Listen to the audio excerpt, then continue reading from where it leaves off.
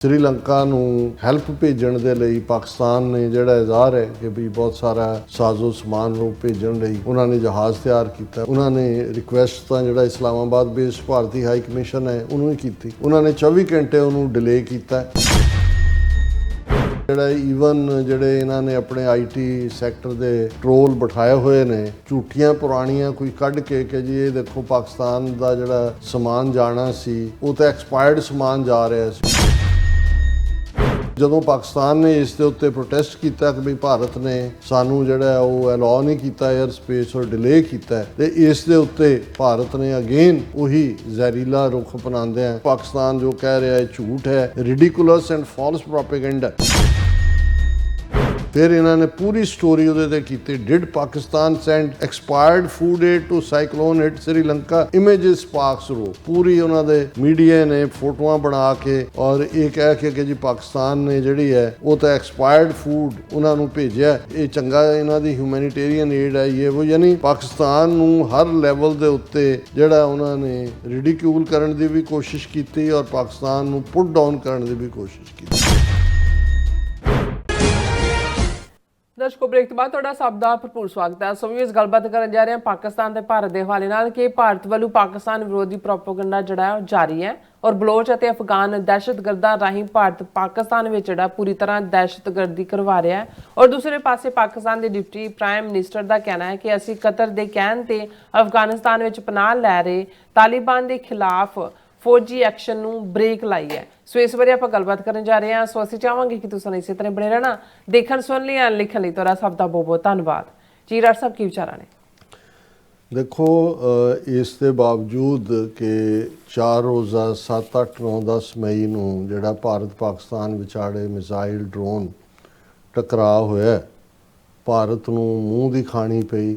ਇਸ ਦੇ ਸਬੂਤ ਵੀ ਦੁਨੀਆ ਦੇ ਸਾਹਮਣੇ ਨੇ ਔਰ ਲੇਟੈਸਟ ਸੀਰੀਜ਼ ਦੇ ਵਿੱਚ ਅਸੀਂ ਦੇਖਿਆ ਕਿ ਲਗਭਗ 800 ਸਫ਼ਿਆਂ ਦੀ ਜਿਹੜੀ ਰਿਪੋਰਟ US ਕਾਂਗਰਸ ਦੇ ਵਿੱਚ ਚੀਨ ਦੇ ਹਵਾਲੇ ਨਾਲ ਪੇਸ਼ ਕੀਤੀ ਗਈ, ਜਿਹਦੇ ਵਿੱਚ 12 ਦੇ ਕਰੀਬ ਸੈਨੇਟਰ ਔਰ ਕਾਂਗਰਸਮੈਨ ਬਾਈ ਪਾਰਟੀਸਨ ਦੋਨਾਂ 'ਚੋਂ ਸੀ। ਉਹਦੇ 'ਚ ਵੀ ਉਹਨਾਂ ਨੇ ਬੜੀ ਕਲੀਅਰਲੀ ਕਿਹਾ ਕਿ ਪਾਕਿਸਤਾਨ ਦਾ ਅਪਰ ਐਜ ਸੀ ਇਸ ਸਾਰੇ ਕਨਫਲਿਕਟ ਦੇ ਵਿੱਚ। ਹੁਣ ਇਸ ਸਭ ਦੇ ਬਾਵਜੂਦ ਭਾਰਤੀ ਹਾਕਮ ਔਰ ਉਹਨਾਂ ਦੇ ਦੁਮਛੱਲੇ ਇੱਕ ਤਾਂ ਉਹੀ ਆਪਰੇਸ਼ਨ ਸੰਦੂਰ ਔਰ ਅਸੀਂ ਇਹ ਹਾਸਲ ਕੀਤਾ ਤੇ ਅਸੀਂ ਉਹ ਹਾਸਲ ਕੀਤਾ ਤੇ ਅਸੀਂ ਸਿੰਧ ਵੀ ਸਾਡਾ ਹਿੱਸਾ ਹੈ ਔਰ ਫਲਾਣਾ ਵੀ ਢਿਮਕਾ ਵੀ ਉਹ ਆਪਣਾ ਚਲਾ ਹੀ ਰਹੇ ਨੇ। ਦੂਸਰੇ ਪਾਸੇ ਉਹਨਾਂ ਦਾ ਹਰ ਲੈਵਲ ਦੇ ਉੱਤੇ ਜਿਹੜਾ ਆਪਣੀ ਤਾਂ ਉਹਨਾਂ ਦੀ ਫੇਲਿਅਰ ਜਗਜ਼ਾਰ ਹੋਈ ਹੈ ਹਰ ਪੱਖੋਂ ਹੀ। ਇਸ ਵੇਲੇ ਬਿਲਕੁਲ ਜਿਹਨੂੰ ਕਹੋ ਕਿ ਵੀ ਉਹਨਾਂ ਦਾ ਰੈਪੂਟੇਸ਼ਨ ਟੂ ਦਾ ਜੇਲ੍ਹ 'ਚ ਹੈ, ਲੇਕਿਨ ਜਿਹੜਾ ਜ਼ਹਿਰ ਹੈ ਉਹਨਾਂ ਦਾ ਉਹ ਬਰਾਬਰ ਪਾਕਿਸਤਾਨ ਦੇ ਖਿਲਾਫ ਜਿਹੜਾ ਉਹ ਸਪਿਊ ਹੋ ਰਿਹਾ ਲਗਾਤਾਰਤਾ ਦੇ ਨਾਲ।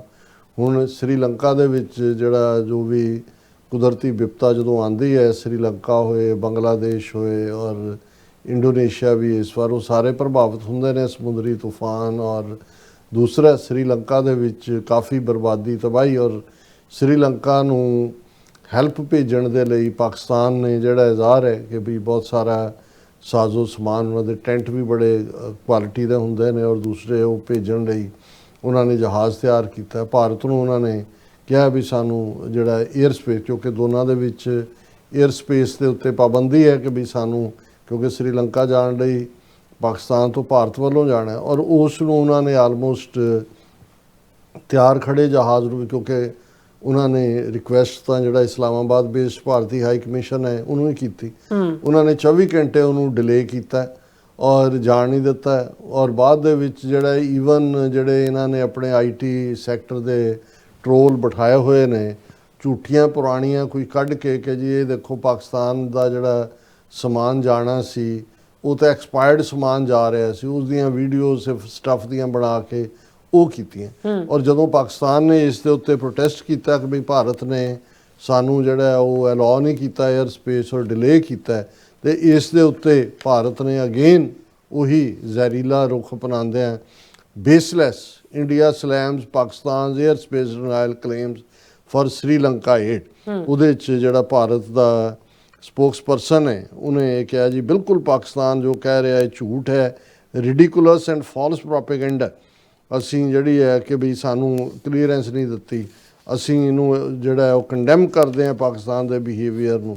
ਸਾਨੂੰ ਜਦੋਂ ਹੀ ਇਹ ਰਿਕੁਐਸਟ ਮਿਲੀ ਅਸੀਂ ਇਸ ਦੇ ਉੱਤੇ ਫੌਰਨ ਕਾਰਵਾਈ ਕੀਤੀ ਹੈ। ਉਸੇ ਦਿਨ ਹੀ ਅਸੀਂ ਅਲਾਉ ਕੀਤਾ ਵੀ ਅਸੀਂ ਬੜੀ ਸਪੀਡ ਔਰ ਟਰਾਂਸਪੇਰੈਂਸੀ ਨਾਲ ਕੀਤਾ ਹੈ, ਜਦੋਂ ਕਿ ਪਾਕਿਸਤਾਨ ਜਾਣ ਬੁੱਝ ਕੇ ਉਹ ਇਸ ਨੂੰ ਇੱਕ ਇਸ਼ੂ ਬਣਾ ਰਿਹਾ। ਅਸੀਂ ਸ੍ਰੀਲੰਕਾ ਦੇ ਨਾਲ ਖੜੇ ਹਾਂ ਉਹਨਾਂ ਦੀ ਅਸਿਸਟੈਂਸ ਦੇ ਲਈ, ਔਰ ਪਾਕਿਸਤਾਨ ਦੇ ਫੋਰਨ ਮਿਨਿਸਟਰ ਨੇ ਕਿਹਾ ਕਿ India blocked humanitarian assistance claiming that Pakistani aircraft was delayed for over 60 hours, almost 3 ਦਿਨ ਉਹਨੂੰ ਉਹਨਾਂ ਨੇ ਅਲਾਉ ਨਹੀਂ ਕੀਤਾ।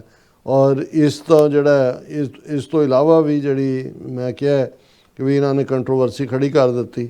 Photos shared widely on X showed yellow aid packets bearing Pakistani and Sri Lankan flags, with some users highlighting what appeared to be an expiry date of October 2024 printed on the packaging, ਕਿ ਜੀ package ਦੇ ਉੱਤੇ ਤਾਂ ਉਹ October 2024 ਦੀ date ਹੈ।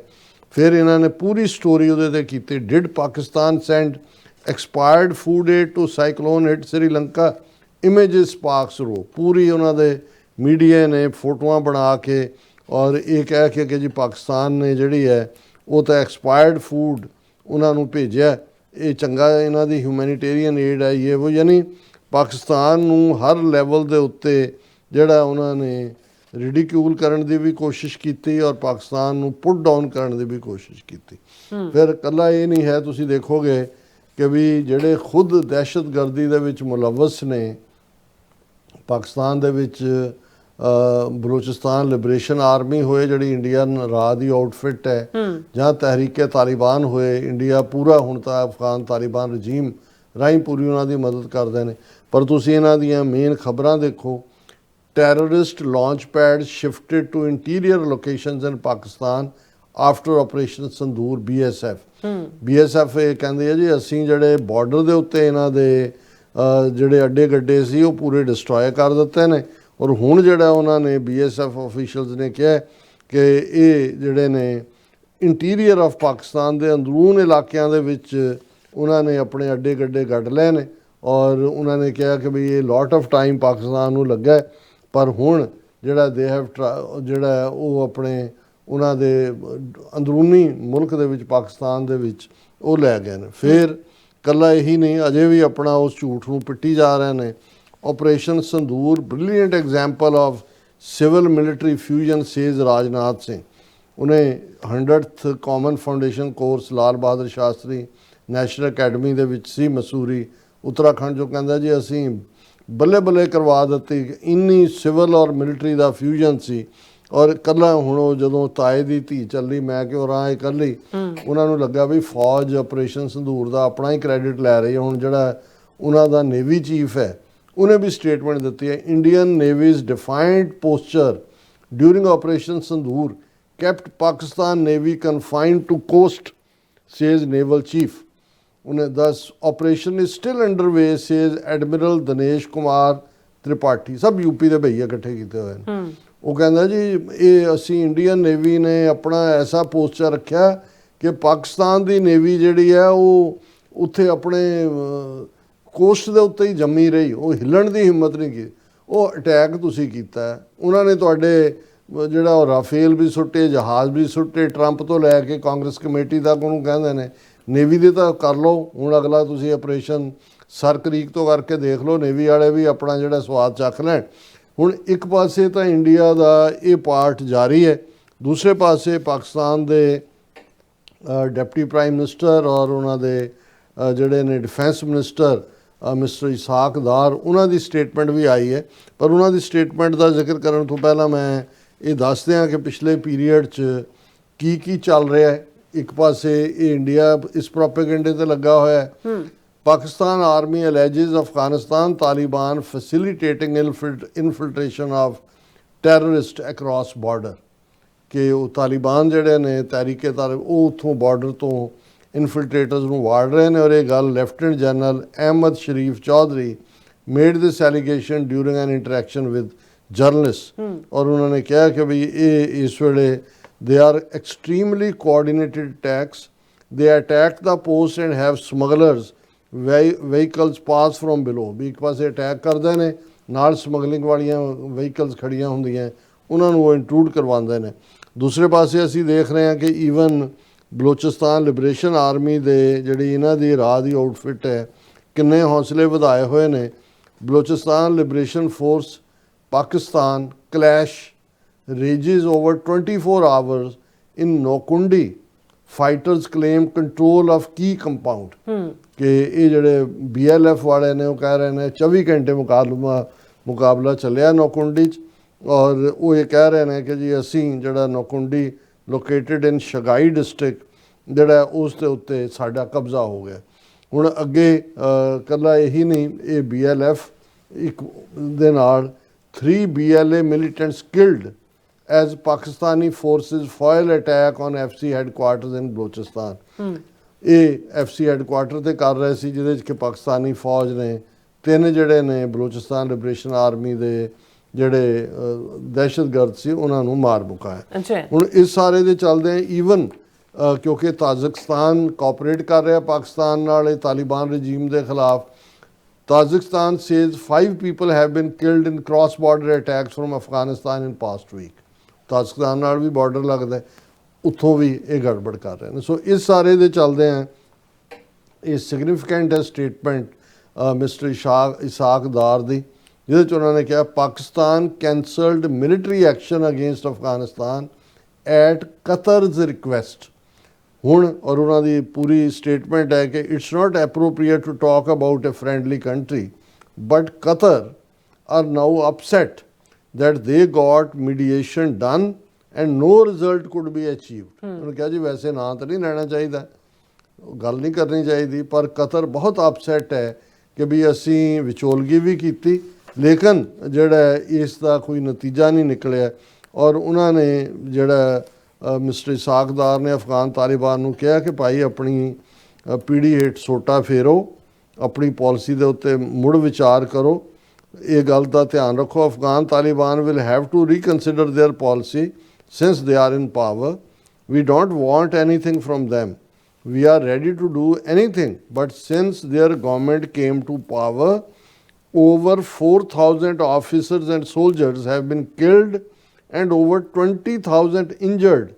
So how can I say that let us close our eyes towards ਕਿ ਭਾਈ ਜਦੋਂ ਦੇ ਤੁਸੀਂ ਪਾਵਰ 'ਚ ਆਏ ਹੋ 2 ਸਾਲ ਤੋਂ ਜ਼ਿਆਦਾ ਹੋ ਗਿਆ ਕਿ ਪਾਕਿਸਤਾਨੀ ਫੌਜ ਦੇ 4000 ਤੋਂ ਜ਼ਿਆਦਾ ਅਫਸਰ ਔਰ ਜਵਾਨ ਮਾਰੇ ਗਏ ਨੇ, 20,000 ਤੋਂ ਜ਼ਿਆਦਾ ਜ਼ਖਮੀ ਨੇ।